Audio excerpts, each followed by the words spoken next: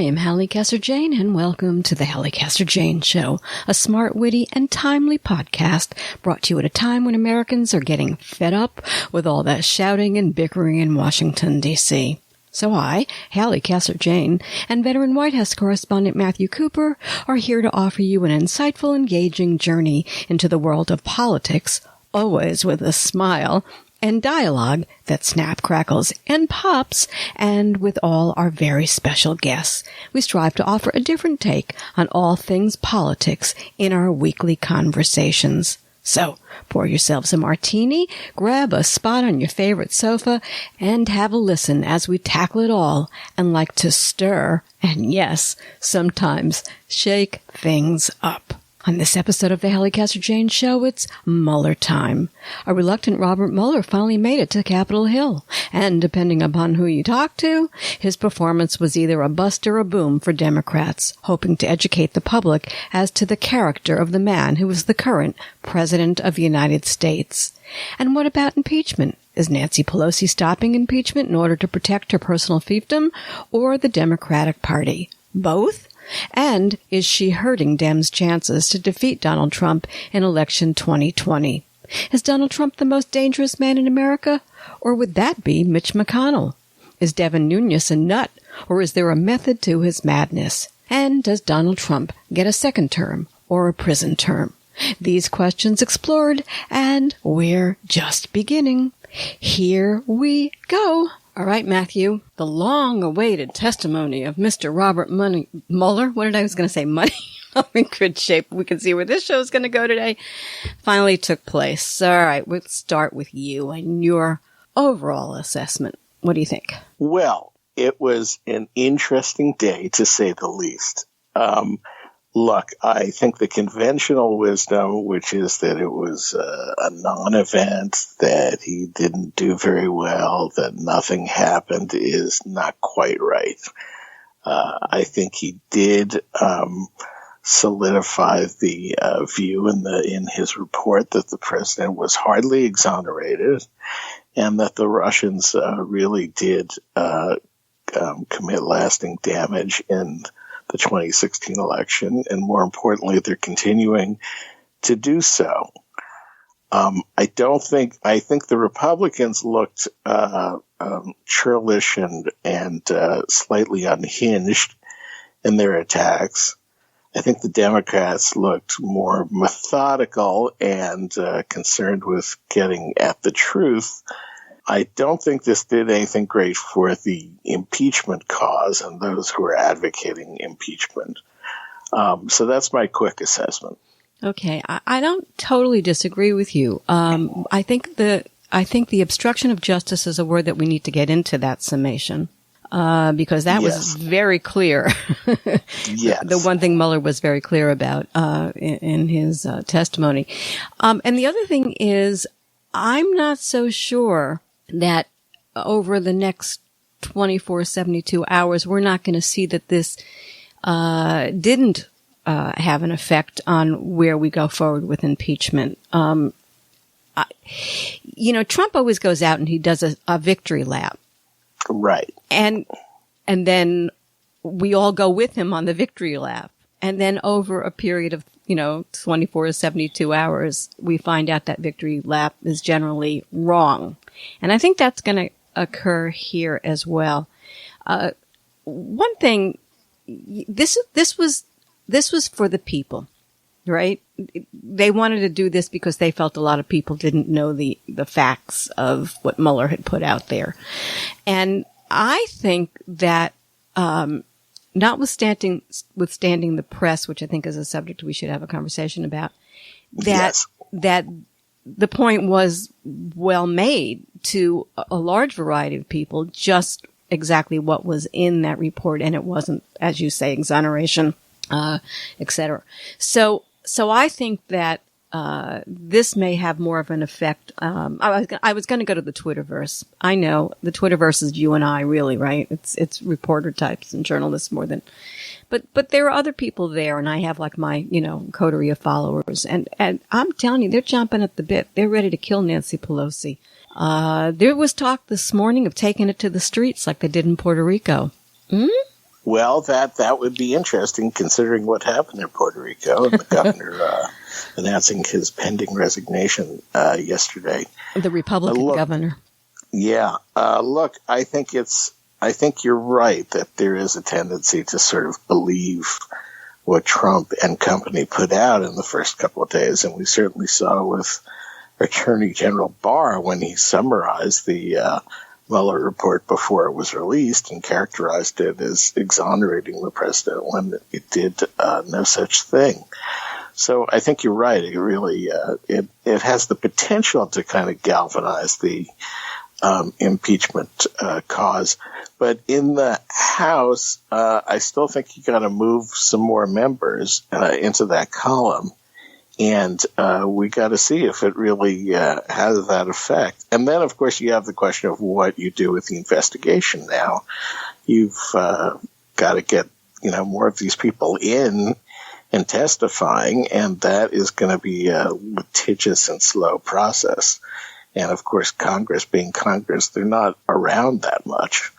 And so you start to see this dragging not only into the fall, but potentially next year. And that complicates things as well. Nancy Pelosi is supposed to be the leader, and I don't see her leading.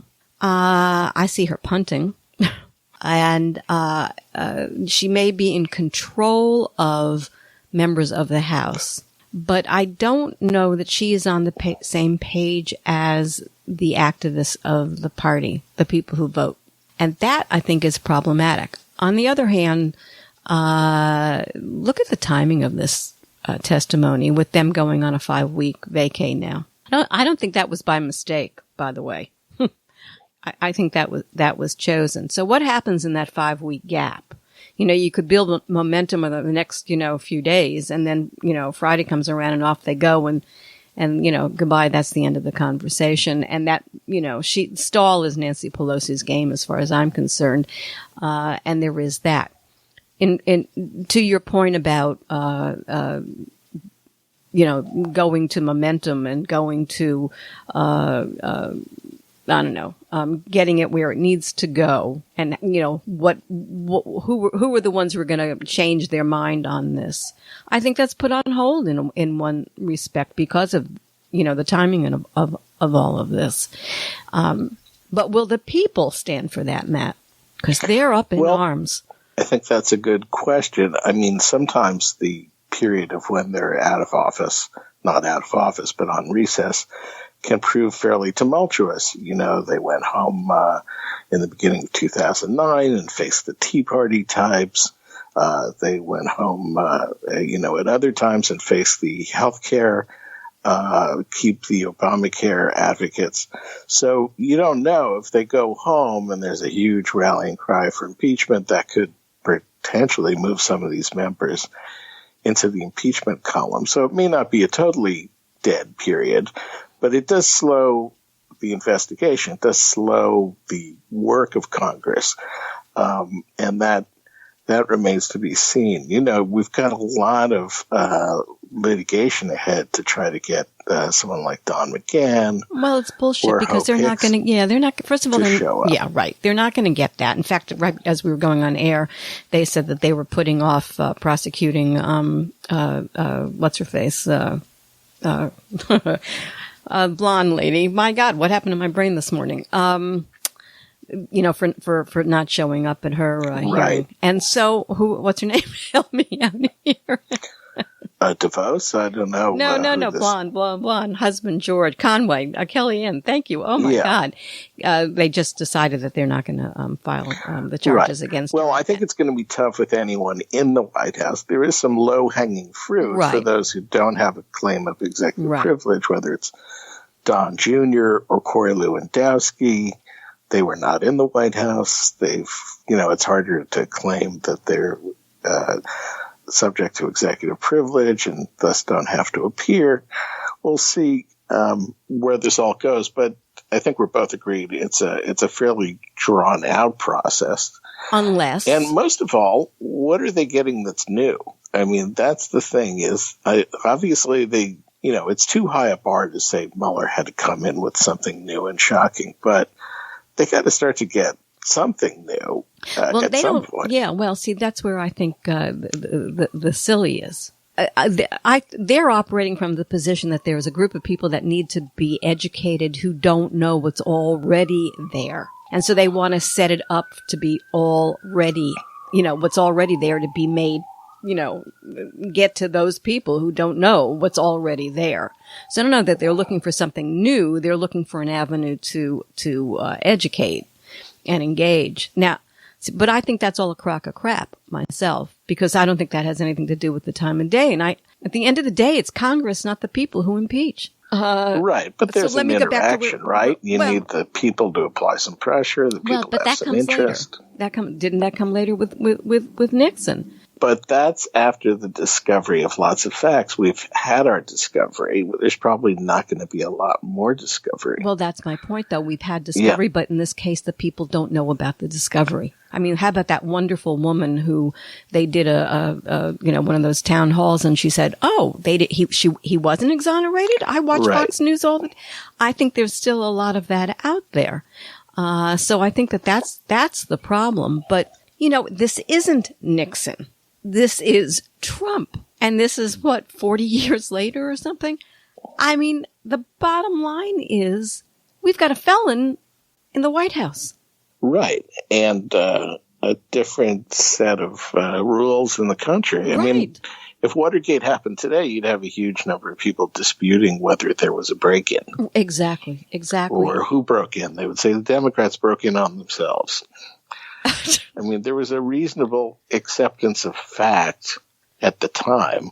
I mean, it took a while for Republicans to come out against Nixon, but there was some agreement about basic facts. And, that doesn't exist in the same place here. Well, people are cynical today, and there's too much information coming at them, for them, and their lives are too crazy and busy to be able to take the time to discern, what the facts are that are being presented before them, or even get to hear them, because they're running around like chickens without a head. But I just think, I think this is being handled very badly by the Democrats, by Nancy Pelosi. Well, you mean by Pelosi. Yeah. Exactly, by Pelosi. Somebody tweeted this morning, it may have been Tribe, who said that he thought that Adam Schiff would make a good speaker. I think the guy is brilliant. I think his opening yesterday was, whoa. I thought it was the best of the day of anybody. But he's a good foot soldier for Nancy. I'm tired of foot soldiers for Nancy. I'm tired for everybody playing to her, to Queen Nancy. I'm really on Nancy's case, aren't I? And I mean, yeah. I tweet to her 400 times a day. Well, chairmen don't revolt generally. Well, okay, but the fact of the matter is that we keep coming up with this is the rule, and chairmen don't revolt. Right. Look, I understand where you're coming from. That there's, Pelosi needs to get on board the impeachment train, and she needs to rally the caucus and get everyone going and plunge into this, because not doing it is dispiriting Democrats, and it's morally wrong, and she should just get with the program. And she loses all credibility, Matt, because her choice is a political choice, which is exactly what her argument is with Trump and the Republicans for making political choice. So at the end of the day, you have to ask yourself, how are the parties different? They're not. They're not. Morally, both of them are bankrupt at this point. The party that finally takes a stand against Trump, I believe, is the party that is the future of America. Am I being too Sally Sunshine, Mary? No, I don't think you'd know. You're being Sally Doom. Quite the opposite of Sally Sunshine. But no, I understand where you're coming from. You also know the basic reason why Pelosi isn't on board, which is that she thinks it will bring destruction to the Democratic majority, and that she doesn't really have the majority of the majority that's my point. Yet. That is my point. She's making a political calculation. And let me ask you a question. I've always wanted to ask you this. Always. It's been on my mind for weeks, and I never get there. Let me get there now. If, in fact, she takes this choice and she said, we're not going to impeach, and we're going to win this fight in the election and then they lose 2020. What then, darling? Well, she's probably, but lose the presidential or lose the majority? Lose the presidential. Well, then she's gonna, the Democrats are gonna be in agony, and she'll probably lose the speakership. Well, if she doesn't quit. Point, but she's setting it up so there's only one avenue. Right. When she has two roads to take. And if it were me, I'd play both roads myself. But go ahead. Let's think about what you're going to say. Right. Your point is that impeachment, even if it dies in the Senate, I don't want matter. Impeachment. I've never said impeachment. Right. You want an inquiry that's called an impeachment. Right. Inquiry. That's going to bloody the hell out of him from here and never take a vote. Let this go right through the election time. Right. That slapping the label impeachment on what's already happening will have a transformative effect. Right. Just keep beating them up. But it's possible it won't. That slapping the label on won't. No. You're missing. If you go in there and you have facts and you have hearing after hearing after hearing that just keeps telling you the facts over and over and over again, and you bring his people in and you just keep going at him that way. Let me tell you why I think that works. The opposite doesn't work. From 3 months ago till now, there's really been very little noise about all of this until, Mueller. Everybody else hasn't shown up and it's kind of like gone off the radar, right? You see what happened to Trump's poll numbers? Up and up and up and up they go. Right. What I'm suggesting is that even if you change the label on the inquiry, unless you get more action, maybe not new facts, but at least get some, witnesses up there, it's not going to matter. But you can. Once you bring it to an inquiry, you don't have to go through the courts. You have the ability to bring those people in, and you do it methodically and over a period of time and stretch it out so you keep hitting. It's probably going to make more of the litigation go in your favor if it's an impeachment inquiry. The courts might show more deference. Right. In fact, the courts have generally shown deference, but it's still a litigious process of drawing it out. I'm just saying, let's say you get what you want. Mm-hmm. It may not get you very far either. It may not, but this is certainly not getting you anywhere. This is a wing and a prayer. Right. And when I look at who they're putting up for presidential candidates, by the way, if we're going to go down that road for a second, it's tenuous. But they're all for what you want. They either want flat out impeachment or an impeachment I understand inquiry. that. Yeah, I get that. But what I'm saying is, if you're going to just not do the impeachment inquiry, and you're going to let all of that go, and you're just going to hang it on what Nancy, faith that Elizabeth Warren et al. Are going to save the republic. Exactly, and I say. Yikes. And you have little confidence that's going to happen. I have very little confidence that that's going to happen. No, I have little confidence because I think, you can't put Elizabeth Warren up against Trump. You just cannot. We already know that. And right. Joe is not. Joe is like Mueller, not old Joe, not old Mueller. Right. No, we understand their faults. Yeah. But they at least have the potential to dislodge him from office, whereas the impeachment inquiry could damage him but not unseat him. We don't want it to. It's not necessary for it to unseat him. What it's necessary for is to help them dislodge it, because it's giving the public a negative point of view about this dude. The center. That's true. Yeah. No, you're making a good case. I'm just wondering if you'll accept the idea that if you slap the label impeachment onto the inquiry, it may not get you that far. Well, inquiry versus impeachment, there's a big difference. Well, either way, they're hearings where you have to have and that's something. What right, and that's my argument. We need hearings. And we need to keep having those hearings and blooding them. Right now, all they're having is long, pauses, dramatic pauses in between. I agree. They gotta kind of step up the show. Right. And she doesn't want to, though. That's the point. I thought Elijah hasn't. Well, she's not stopping Nadler at all from inquiring. Yes, she is. She's not saying don't do hearings. She's saying, I'm not going to call it an impeachment hearing. No. I think she is limiting. Look, Nadler wants to bring it to impeachment inquiry right now. He's made that 100% clear. She's saying no. But she's not saying do hearings about trade law and patent law and get off the topic. No. But he doesn't have control over the circumstance now because they're being stonewalled by Trump. And she knows that. Nadler knows that. Nadler's solution to that problem is we could go down this court road and it could take us a year and a half to get to the, where we need to go in the courts. And she's saying, okay, great. That's what I want because I don't want any of this brought up. I really don't want this. And that's what the fight is that's going on behind the scenes. I will say this. There is reporters yesterday and early this morning saying that she is slightly changing her tune on this after yesterday. She had a slightly different tone yesterday. I think we have to bring that up to be fair to her. She does seem a little bit more open to the inquiry at this point than she had been. And I think she saw something happen yesterday that the press did not. Well, if more of the people who helped build her majority who are being hesitant about joining impeachment start to get on board, then she'll, that'll help move her.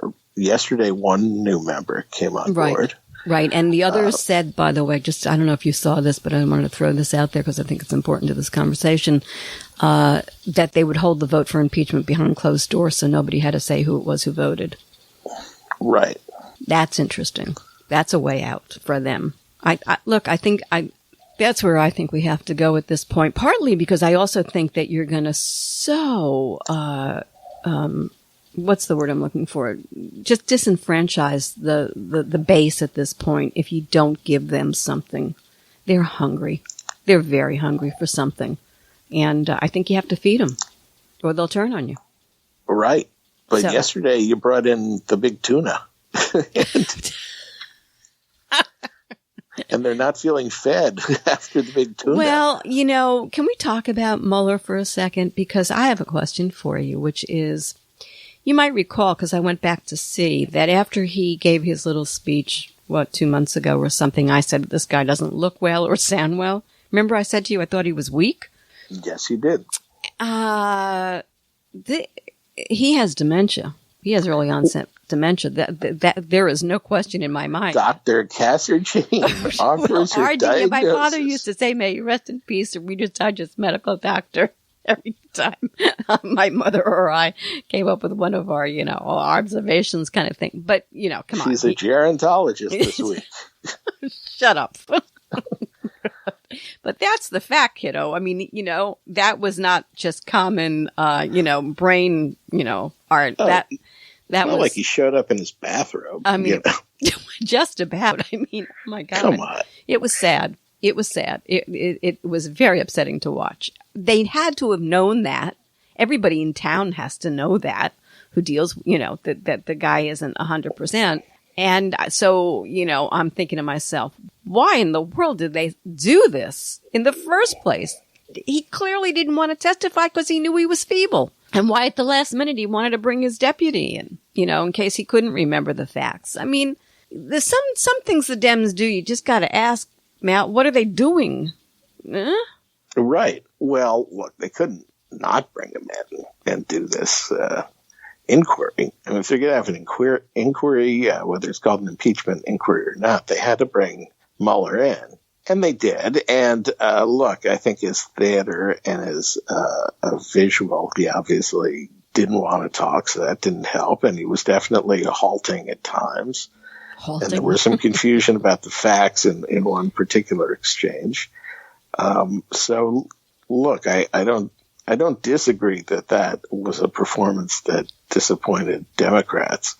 I just wouldn't go so far as to say he had creeping senility, but I don't know. I've seen it, and that's what it looks like. And it's not unfair to point it out.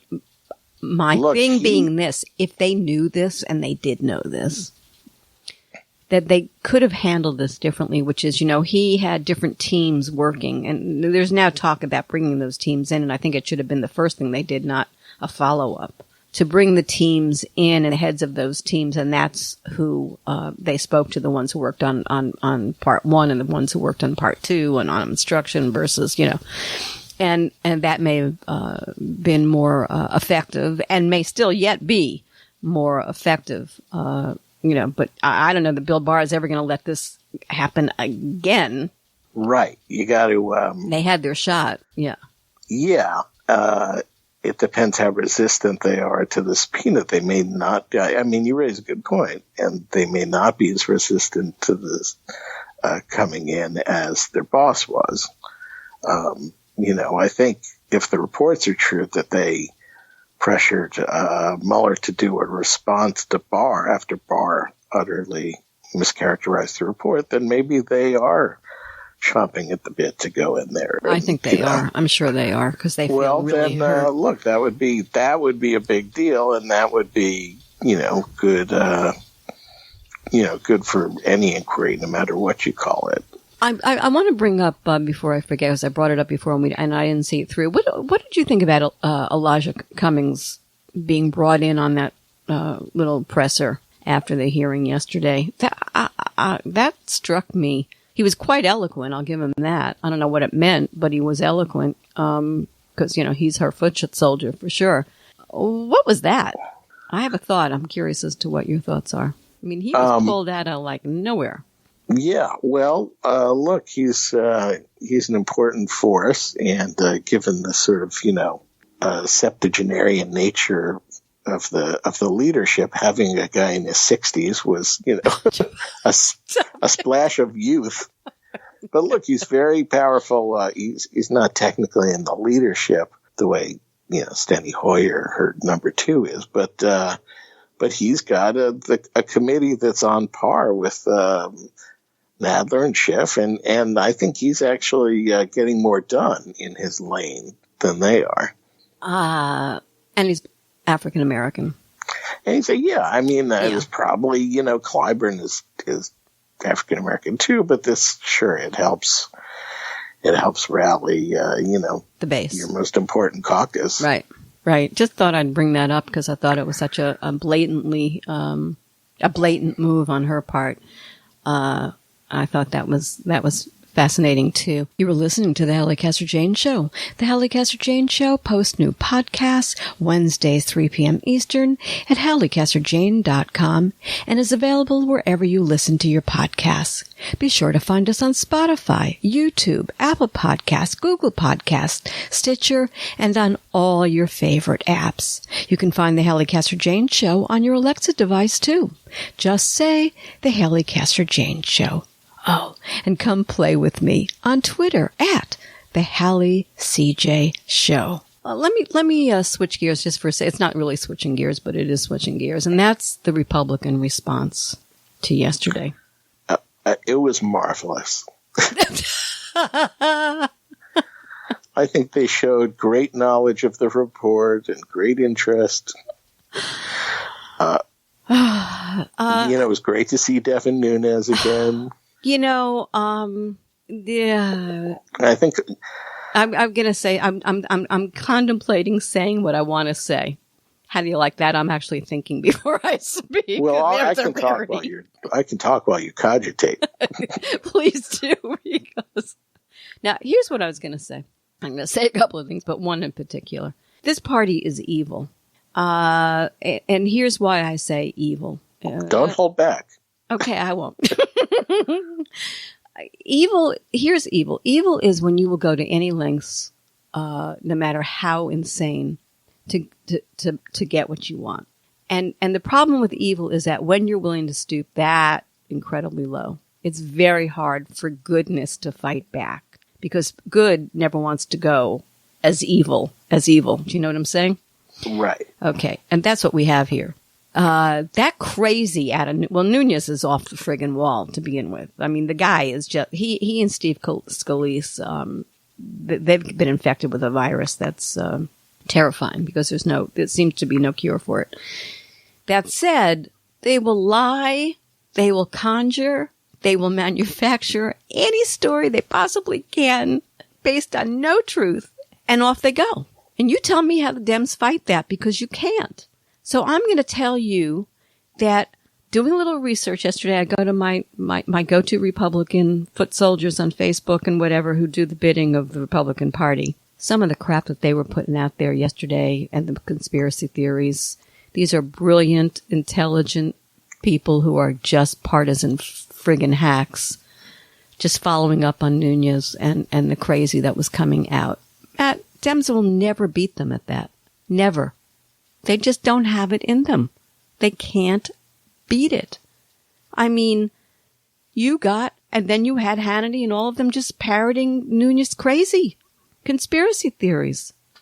Come on. Talk to me. I don't disagree with that. I mean, they were exercising the full, extent of black helicopters by saying that, this was all Democratic hit job, that Robert Mueller, who served in so many Republican administrations and is a Republican, was, working for Hillary, and, they went down that path, and I don't think history will be kind to them about that. They don't seem to care, do they? And they don't really care. Right. No, they want to protect the president, and they were completely devoted to protecting this president. And no wonder, Trump is tweeting this morning, "Thank you, Jim Jordan." Who's the, who sees a conspiracy everywhere except Ohio State. Exactly. Where he somehow missed there was, massive molestation going on his wrestling team. Can I play RDMD for a second, Jim Jordan? That's my Reader's sure. Digest medical doctor. You know how he never wears a jacket and he's always in his tight-fitting shirts? Yeah. Okay. So my theory, I mean, I think this guy's not well. I've never thought he was well. Before Trump, I never thought he was well. I mean, the guy he's not okay. I mean, just look at his delivery. But I tell you, when I see him up there with, it's like body buff. Look at me. He struts. To me, he's a sexual predator. There's something so off about that guy. And it frightens me that nobody on his team, meaning the Republicans, see how really off he is. I mean, people who are insane, if you detach yourself, you can see it. You can see the killer who's about to do a mass murder if you're not in the middle. I just don't think he's okay. And I think they're trying, at Ohio State, by the way, they've been trying to tell us that, the people who are involved in all of that. And people are just like, Congressman, Jim, G-Y-M, by the way, I call him. But put on your damn jacket or take off your shirt and get on a horse like Putin, because there's something not okay with you. Well. Okay, I'm sorry. Yeah, it's been bugging me. It's also like compared to what? Louis Gohmert. Oh, God. Right? Yeah. I will say this. Okay. I think, Mueller gave them a gift by punting on the big decision of whether he was going to say Trump was worthy of indictment or not, or he would have indicted. But Mueller's punting, saying that because the rules in the Justice Department don't allow a sitting president to be indicted, he therefore would never come up with a determination of whether Trump was indictable. That weakened the Democratic camp, but it also strengthened the Republican hand, because the Republicans can say, well, look, with everyone else who is investigated by the Justice Department, you come to a decision, and if you don't indict, you don't say anything. That was the argument against Comey and Hillary, that he decided not to recommend, an indictment. But he nevertheless decide to come out and, prattle on about her culpability nonetheless. And Republicans are making a similar point about the Mueller investigation. And there is a germ, just a germ, but a germ of a validity in that. And Mueller gave it to them. Yeah, meaning you think he should have handed down an indictment, but he can't. I think he could have said, but for this rule, I would have indicted. But instead he's saying, I never considered indictment and it was never on the table because of this rule. Okay, so for starters, you and I have both said wrong man for the wrong job at the wrong time. He was not the right guy, we found out later, because he doesn't have chutzpah. And somebody with chutzpah should have been in the position of being the special prosecutor, one way or the other, just so it was definitive. But that business about, the department policy. It is, but it's also about an interpretation of the department policy. No one's saying he should have, No, I get that. I get what you're saying. Try to put handcuffs on Trump. But let me run this by you, because it's in my list of things I want to talk about. And that is, how come nobody's taken this for a spin in the court? This rule is really a strange thing, because what it's basically saying is, well, you can't indict a president who's a sitting president, but that's also saying it's allowing somebody who is committed a felon to sit in office. There's the other side of that rule. And then there's this, which is, if, God forbid, this dude Trump was reelected, right? Yeah. The statute of limitations would then be over, so it's like saying, you're king. You can do anything you want to do while you're in office, because there's no repercussion. There's no way to get you. I think that whole argument, I don't even know where it came from and how that thing got instilled. It's not law. It's policy. It's a statement that it should be taken to the courts. I wouldn't disagree. I think that would give it some clarity. Right. And I just think that everybody just takes it on face value, and that's a dangerous thing to do. But your point is incredibly good, and it's the first I've ever heard anybody really say that there is a weird result of all of this in the way that Mueller played it. But why did he do that? Got an answer? Well, I think it gave him the chance to punt on the decision that, if there's never going to be, if he buys the rules as they're written by the Justice Department, that there can't be an indictment of a sitting president, he made a choice to say, okay, I'm never going down that road, and I'm not only not going down that road, I'm not going to make a determination if I would go down that road, and, as if there were no rules.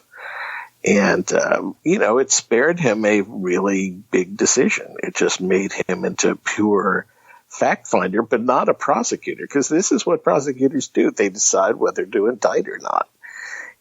Or if they had enough evidence to indict. And, even if there's a rule barring indictment, you could still come to a conclusion that, but for this rule, I would have indicted. I think it was a huge mistake to leave it the way it was left, because here's what we've got now, which is great confusion. So, that goes without saying. And, it seemed to be working better for Trump than it is for the Democrats. Yeah. You wind up with what's more like a blue ribbon commission. Right. That's pure fact finding. Right. Without recommendations, which most of them do. But you have something that's nothing like what prosecutors do. Well, I agreed. Totally agreed. Yeah. And when we get back to what, we said when all of this came out in the first place, wrong man. Yeah, and I got to say, I think I was wrong about this. I thought at first when he punted on this, it seemed like such a refreshing relief from Ken Starr, who was, Javert and was, right.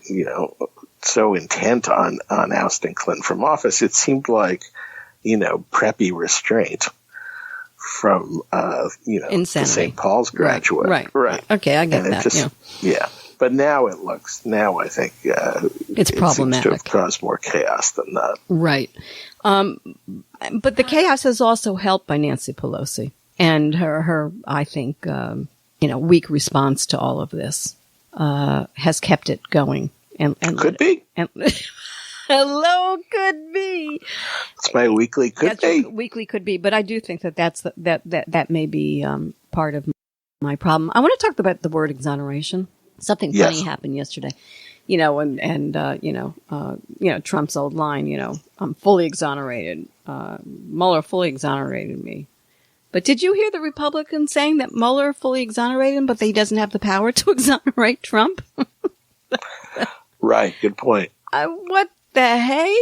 I mean, come on. This is, so now I'm going to bring up reporting, because reporting has just been offensive in all of this. First of all, it's a Hillary redux in a way. We're going back to that. But it's concerning. Today, the New York Times at the top of the fold, right? Not a word about the fact that Mueller said obstruction of justice. The word doesn't even appear on the front page. People are playing in, there's no thought by the press. There's immediate knee-jerk emotional response. You and I decided to wait until today and give ourselves the evening to digest this rather than go right in there, which is, I think, what a lot of people need to do. Right. But, Chuck Todd, this was a disaster. The optics are terrible. I mean, let's leave aside the substance. The optics are terrible. I mean, what in the world? This is dangerous stuff, and this is why a lot of the reason we are where we are today. And I think, seriously, this is something that needs to get to the top of the conversation. Enough with the press trying to save the press or to be there for the press. The fact of the matter is they're failing miserably. And when top, voices do this crazy, how is that helpful? It's not helpful. I don't think until this is dealt with on a proper, basis, that the situation in this country is going to get a whole lot better. Yeah, well, there's a lot of theater criticism. It's just sort of like how everyone acted, and not as much substance. And there's often the wrong spin. Remember when Barr came out and characterized the Mueller report? A lot of places just bought the exoneration line and didn't, offer any skepticism without seeing, because they hadn't seen the report. So I think you're right. I don't think this is another one of the press's finest hour. And I think it's telling that they gave disproportionate attention to Mueller's attack on the Russians, because that's where Mueller was at his most forceful and his clearest. And so, that's what they responded to. So like I said, I think we're kind of stuck in a way until this is somehow resolved. And I don't know how you resolve it. Where the press is often so many different avenues today, and there's so many outlets, and, there's no way to decide, everything is punditry. Nothing is fact. Including us, by the way. But yeah, I mean, it's all opinion, but something has to be done about this, because I do think nobody is getting the kind of, thoughtful. Right. I mean, it's a different country. They originally weren't going to put the Watergate hearings on live network TV all day, but there was so much interest that they did. Right. And there was just a huge audience for this and huge national interest. See, I don't have a problem with that. I think the fact that that is all public and people can look at it and listen for themselves and then, digest it and filter it. No, that's good. That's all good. That's the good part. It's what's happening in between, like that 15-minute break, for potty break. And these guys are waxing eloquent on, all these networks, without a chance to really think about what it is that they're saying. And it's not soup to nuts. It's, it's a moment in time of where they got that far. And then, and then to have a New York Times reporter come on, CNN or MSNBC it's wrong. It's just not. You prefer the C-SPAN sort of just comment free. Well, I think that's probably turn on the camera and let it run, and then give it a little time. But these are reporters who are going home and journalists who are writing articles without giving it. It's always been that way. But they're infusing themselves and their own points of view in so much of this versus reporting without any emotional attachment to the story. There's just hardly any of that left anymore. And then when you have headliners writing, as you so famously stood your ground on, clickbait headlines, we got a problem in Houston. Thank you. Right. No, I mostly agree with that. Yeah. My point about Watergate was just you had incredible national interest in the hearings at the time. This time you have widespread coverage of the hearings, but I'm still not sure you have much, that much public attention. Okay, so the question is why? Why something as big as this, where there's a report that says that the President of the United States committed at least 10 obstruction of justice, incidents, Russia's involved in an election, yada, yada, yada. And well, part of it was the hearings were the report back then. I mean, they were the fact finders, and they were unveiling new facts all the time, including some stunning revelations. Here, the hearings are more like the Talmud. They're more like commentary on what's happened already. Yeah, I guess. I don't know. Yeah. But we would be remiss if we didn't bring up that there are some problems that are structural right now. And McGahn is no John Dean. For sure. Well, we don't know. We don't know who, what, when, He where. does not seem to be eager to be in the Dean role. No, he doesn't. But, he's going to fight going up there. But we don't know why. We don't know if that's because he's doing it because he's a political hack, or we don't know whether he's being threatened on some level. Because I find it pretty extraordinary that everybody is bending over backwards to coddle this president. People who had long histories of being, straight shooters above board and what have you.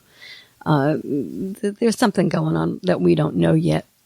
I still think there's a shoe or two to drop. Talk about dossiers. I think Trump's got one on just about everybody in town, and that's how he operates. He's got guns on people's backs. That's my theory on old Trump. Yeah, I mean, or McGahn's just a super loyal Republican. Well, he could be. Who went into this White House long after we knew what Trump was. And, he certainly looks the part. And he's in a Republican firm. And right, I said he certainly looks the part. Yeah. His resume is the part. Well, we'll have to see. I wanted to bring up something about something Joe Scarborough said, because I talked about it's very hard to fight evil. And although Scarborough is not one of my favorite people in the whole wide world, this morning he actually tweeted something that I thought was the smartest thing he said so far, and that is, as long as the Dems are unwilling to bloody themselves to bloody Trump, they don't stand a chance of stopping him. And I think that's the answer to the question. Right. Got anything on that? Yeah, or is that? Well, no, I don't want that to just hang out. I see that by bloody themselves, you mean fight amongst themselves for a path forward? They may have to do things that might hurt one or two of their members, or they may not get those moderate people back, all of them, because they're going ahead and doing something that's risky to their reelection. That's one example. Fact is that Nancy is being so cautious that she's not taking any risks at all. She wants to maintain every single member of every single whatever. I mean, even with Omar, who she knew had done something so horrendous, the Jews in Congress protected Omar. I'm talking about not this last go around, but when they did the resolution, they said all rather than one. They're not willing to hit their own, and they're not willing to go to any length to get Trump. Yeah, but imagine this. Okay. Imagine it's 2020 and they lose the presidency and the House. And there's no oversight, and 4 more years of Trump. That's what my point was earlier. Trump. Yeah. Because Nancy, and Nancy has lost all these swing districts. But that's pretty ugly scenario. Yeah, but there's the way she's doing it now. There is no guarantee that she doesn't do that anyway. Well, you, at some level, you have to trust the judgment of those who won those seats, and if they're, they believe there just isn't the. They're not going to lose all those people. They'll lose 1 or 2, maybe. That doesn't mean they lose the House. They got a long. But there are ways to. Listen to me. They don't play fire with fire, and they can't beat him unless they do. That's the bottom line. And that may mean they have to take a couple of hits to do it. But if you're not willing to go you're pretty confident it's just 1 or 2 seats. Well, I don't think that's the case. I'm pretty confident that Trump gets reelected. How do you like that? And guess what? Yeah. Oversight's not working, is it? He has won on everything but the wall. That's it. He's in control. They haven't stopped him. They've maybe slowed him down, but they haven't stopped him. He wins. I mean, let's look at where we are today. He wins. He's winning. He's in control. He's got it all. He's got his support. Everything is hunky-dory. You know, they got the courts. They got everything. And he's got complete, he's the king. He's not even the president. He's the king. The rule is it can always be worse. Yeah, well, I'm not so sure I agree with that rule. I think, I think we might be at critical mass here. Look at this budget agreement they just had. I mean, if there had been a Republican House, you would have really, I don't know. Really seen them take the axe. Well, that's true. That's true 8 years ago. I'm not so sure that's true now. Well, we heard a couple of people go, rumble going on the spending, but that was it. What did Nancy gain in all of this? I mean, she just took one fight off the table. That's all she did. There are people on the left who are just as angry about it as on the right, which is probably a good deal. So that means there would be no Schiff hearings. I mean, you would go back to Nunes and everything that goes with it. Well, and a 75-year-old Trump. I mean, I'm just saying that. No, I hear what you're saying. I guess my point is this. She's kind of backed herself into a corner. Trump is in control. Trump is winning. The Vegas odds about him getting reelected are pretty damn high. And and she's just trying to preserve. I go back to what Scarborough said. You got to be willing to bloody yourself in order to bloody him. Look, I understand where you're coming from. Right. So that's it. We got to get ready to close, but I want to talk Mitch McConnell. And I also want to talk the fact that quietly Trump vetoed the resolution to stop the money to Saudi Arabia. Jeez, there's some shit going on, honey. Yeah, well, for the better part of 70 years, Saudi policy has really been run out of the White House much more than the State Department or any place else. It's really had a lot to do with personal relationships between whoever's president and the Saudi ruler. And in this case, Trump and Jared are all in. Well, they just bailed Jared out of 666. Yeah, journalist slaying Saudi regime. And they were all in. And, the consequence is that the U.S. winds up backing this horrible war in Yemen. Probably the biggest humanitarian disaster going on right now in the world. And it's pretty ugly. Okay. And then after everything that Mueller said yesterday about Russians are continuing to interfere, and first thing that old, Trump's bitch McConnell comes out to say is no vote on security. What the heck is that? I don't know, but remember McConnell was the one in 2016 who said don't go public about what we know about the Russians. Right. And by the way, Obama agreed. He did. Look, McConnell is the most effective and most ruthless Senate Majority Leader. What are they up to? Why are they covering this up? What's the deal? I can't say. I don't know.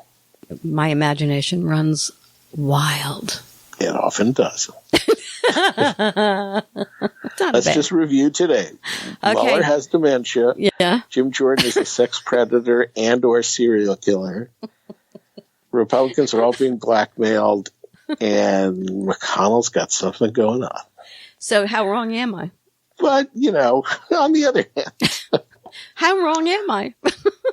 Right. Point taken? Yeah, no, I hear where you're coming from. Yeah, so no, I mean, what I do think in these strange times in which we live, you really do have to take it out there because people can't hear you if you don't. They just can't. I understand what you're saying. Yeah, so you pick on me all you want. No, I only in the most affectionate way. God. I leave you with two things. I leave you the sad story and pathetic story, maybe better than sad story, of Jeffrey Epstein, found in his cell last night, either having been attacked or self-inflict wounds. Boy, can't wait to see how this story plays out. How about you? Yeah, well, it's he's got a rough road ahead of him. The federal case against him looks pretty airtight. You never know, but I don't think his road is the rough road. I think there are an awful lot of men in Washington D.C. who have a very rough road about to happen to them, and that's the one I'm interested in, because this guy, thank God, is behind bars and isn't getting out. So I just thought I had to bring that up. And the other thing I wanted to bring up is Boris Johnson. Yes, well, let's see what happens. But he's, Trump has a new playmate. Jeez, what a mess! This world is in a mess. Anything you wanted to say before we say good afternoon? No, I think we covered the waterfront, as they say. Should I leave you with some drama? Or you think you've had enough out of me today? Well, I'll take a little drama. No drama. No drama. Okay. No drama. Nice to talk to you. Good to talk to you. Talk to you soon.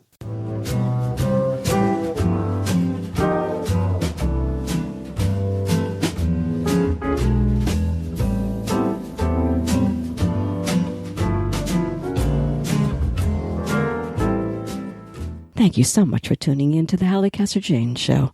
The Halli Casser-Jayne Show is a production of Resec, LLC. Be sure to tune in to the Halli Casser-Jayne Show at hallicasserjayne.com or listen on your favorite app. New podcasts are posted Wednesdays, 3 p.m. Eastern.